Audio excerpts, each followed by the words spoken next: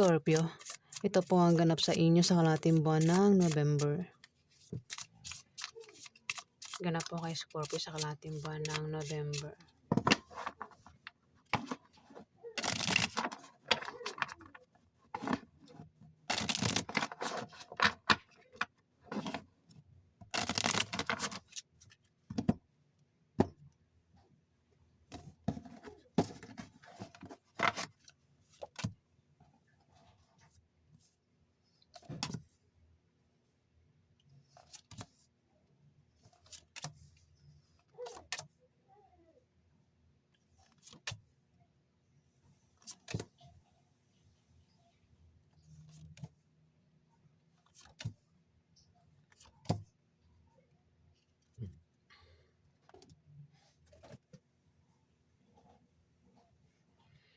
Scorpio, pinag-iingat ka sa misfortune o kamalasan na pwede mangyari sa inyo sa kalahating buwan ng November.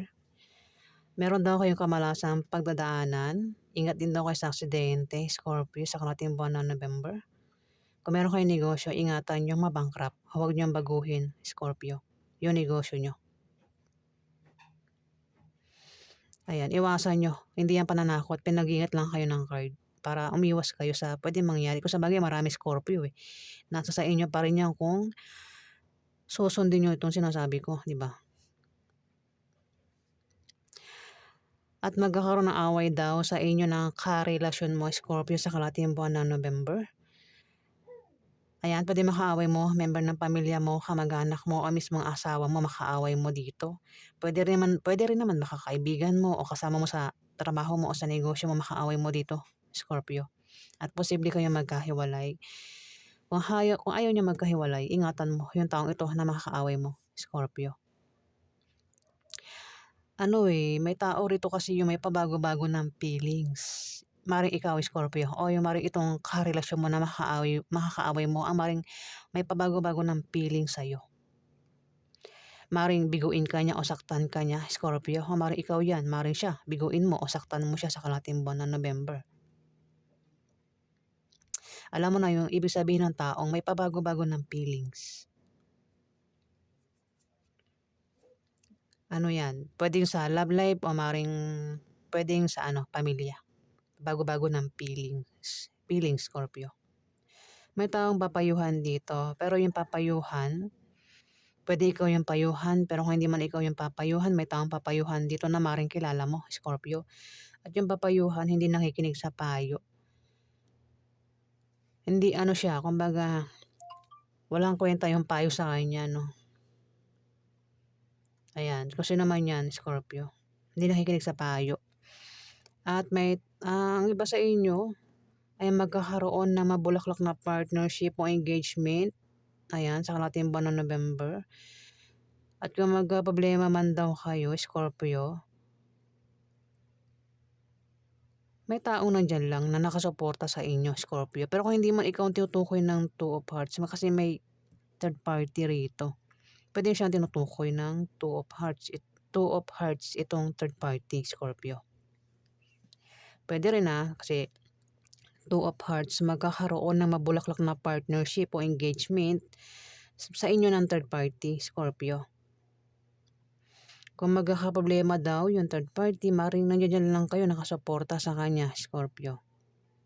Ayan, kasi may third party rito. At mukhang ikaw yung third party. ikaw pala yung third party. Ayan ha. Pero kung hindi ito yung Scorpio, maring ito ay Pisces o Cancer. Ayan. Kung hindi ikaw ito pwedeng ito yung Cancer o Pisces. Pero kung ikaw ito, ayan, magkakaroon sa inyo ng mabulaklak na partnership o engagement. Kung magkakaproblema ka nga, ayan, may taong nandiyan lang nakasuporta sa inyo, Scorpio. Daming tao dito. Kasama ka rito, Scorpio. Siguro ang iba magkakaroon ng baka kasal. Kasi ang daming tao dito. Ito ikaw. Kita ba? Sa camera. Ito ikaw, Scorpio. At may Libra, Aquarius, Gemini dito. Meron din dito ang fire sign, Aries, Leo, Sagittarius, at meron din Capricorn, Virgo, Taurus. Pwede magkaroon ng kasal o kasiyahan. Kasi maraming tao dito eh. Pero bakit pinag-iingat sa misfortune? Pwede rin magkaroon ng hindi magandang pangyayari dyan. May third party. Tas magkakaroon ng away sa inyo ng karelasyon mo, Scorpio.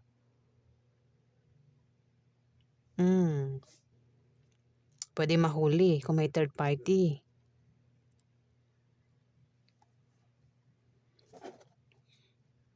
May buntis dito, Scorpio.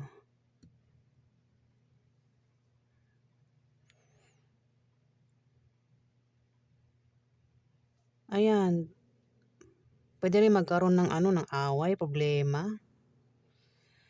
Hindi ko lang kung magkakaano-ano kayo 4 kayo dito, Scorpio. Pwedeng kayo magkakatrabaho, magkakasama sa negosyo, mag-anak, pamilya. Ayan, hindi ko lang kung anong relasyon nyo. Pwede magkakaibigan kayo, Scorpio. Pwede ang isa dyan ay third party, Scorpio. Bahala ka na. Basta nabanggit ko na yung mga zodiac sign dito. Pwede magkaroon ng kasi misfortune, no? Kamalasan, tas magkakaroon ng away. Tas may tao rito yung may pabago-bago ng feelings. Pwedeng may third party siya.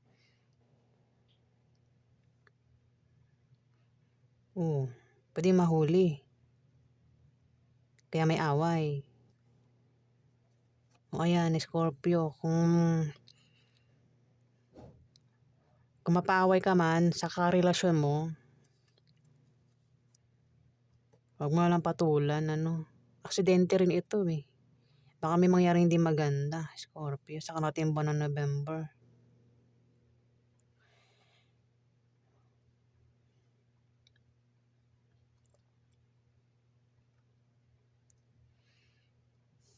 Ito kasi 2 of Hearts, magkakaroon daw ng mabulaklak na partnership. O engagement, pwede magkaroon nga ng kasal. Pwedeng yan ay mga imbitado. Pero magkakaroon ng away dito.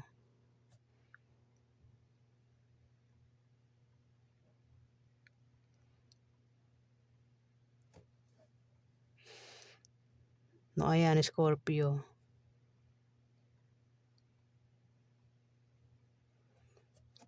Parang hindi nga maganda nakikita ko rito eh. 'Di ba? Misfortune, away, sa karelasyon.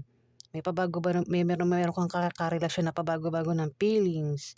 Maring biguin o saktan.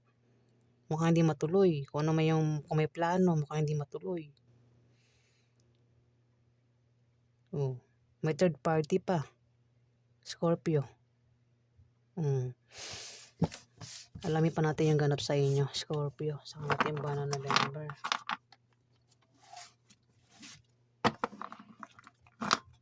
Ano pa ganap sa mga Scorpio sa kalating buwan ng November?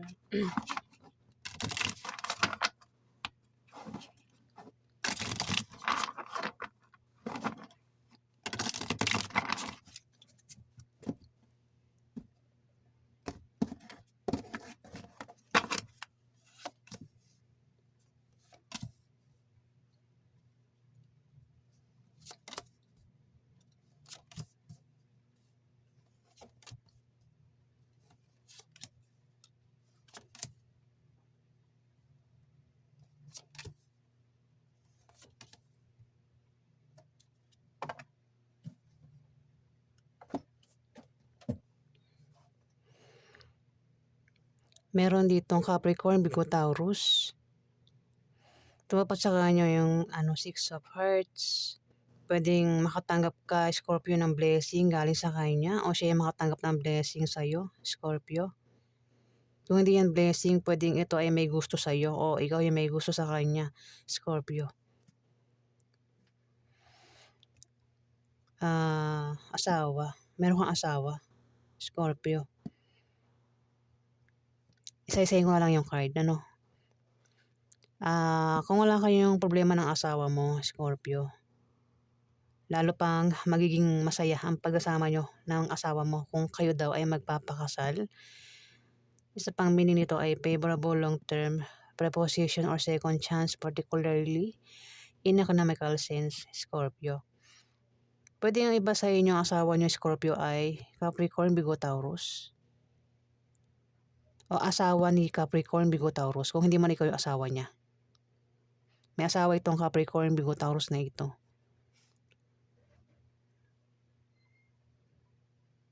Asawa kasi ito eh.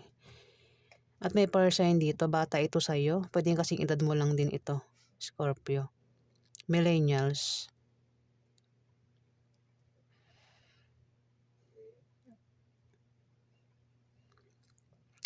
Itong tumapat kasi sa kanya yung 9 of spades. Maring siya, itong fire sign na ito na bata sa'yo, Scorpio, ay maring magkaproblema siya.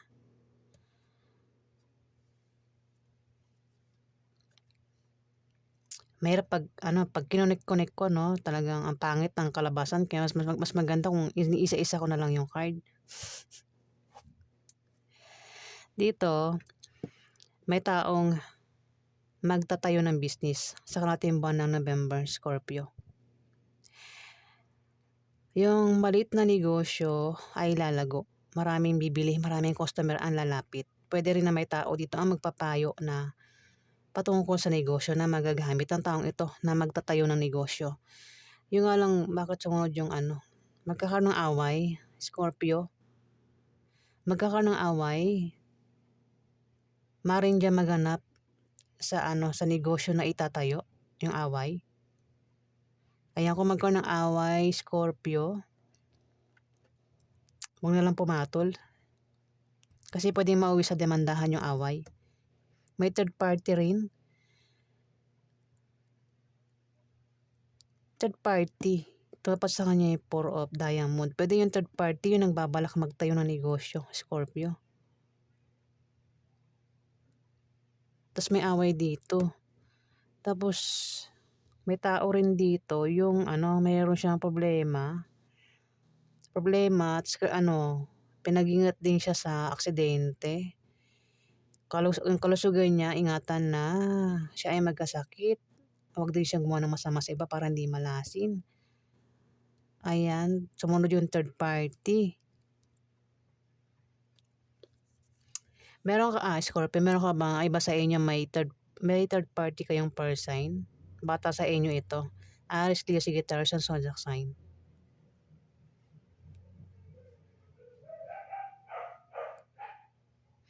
Wala naman ako ibang rito kundi ang nakikita kong zodiac sign dito, fire sign tsaka earth sign. May Capricorn, Virgo, Taurus dito, tapos nga ito nga fire sign. Bata ito sa'yo, Scorpio. Pwedeng mag-asawa ito. Hindi, bata yung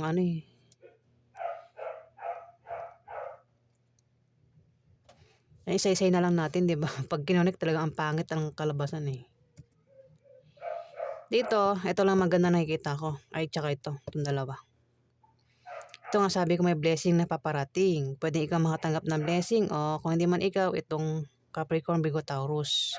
Kung hindi man yan blessing, may taong nagkaka-interes. Taong may gusto sa'yo o ikaw may gusto sa kanya. Pwede yan ay ex. Kung may ex ka, nagbabalik o gusto mong balikan, Scorpio. Pwedeng ligawan ka o ligawan mo, Scorpio, sa kalating buwan ng November. At Ace of Clubs, may tao makakatanggap ng pera dito. May paparating na pera. Pwede ikaw makatanggap ng pera o asawa tumapat eh. Pwedeng asawa mo o asawa nitong Capricorn, Virgo, Taurus, basta asawa daw makatanggap ng pera. Pwede rin sa kanya manggaling yung pera sa asawa. Kung may negosyo, may pag-unlad. Ayan. Kung may negosyo ka, Scorpio, may pag-unlad. Pero kung wala ka negosyo, alam mo na kung sino may negosyo. Maaaring isang Capricorn, Virgo, Taurus. O sino man itong may negosyo. Ayan, may pag-unlad sa negosyo niya. Maaari din na mayaman ang asawa. Ayan, basta may mayaman dito o kung hindi pa mayaman, maaaring yumaman ang taong ito sa kalahating buwan ng November. Ayan. Kahit ako naguguluhan sa reading ano. Dito, last card. Kahilingan ito at pangarap na magkakatotoo. Ayan. Alamin natin yung outcome sa inyo, Scorpio. Outcome po sa mga Scorpio sa kalahating buwan ng November.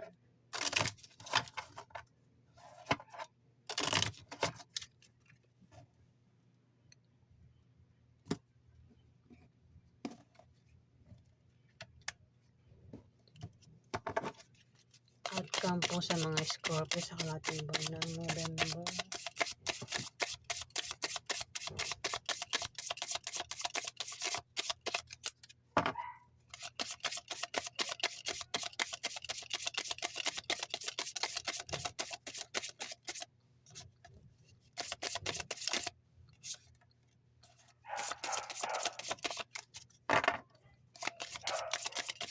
Outcome po sa mga Scorpio sa kalahating buwan ng November.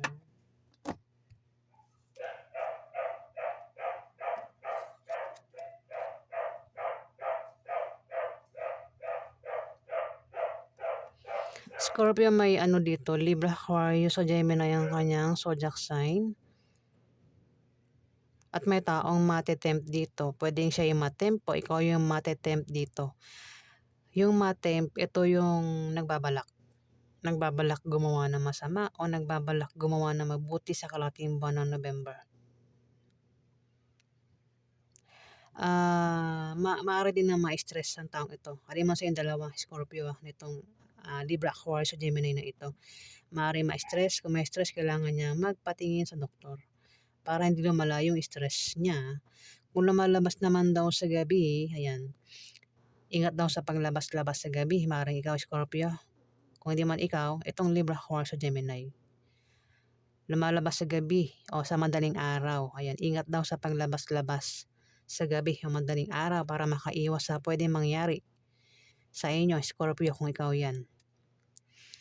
Meron kang kahilingan at pangarap na magkakatotoo sa kalahating buwan ng November, Scorpio. Meron ka bang hiniling sa ngayon o pangarap? Maaaring magkatotoo sa kalahating buwan ng November, Scorpio. Ayan. Yan yung outcome sa inyo, Scorpio.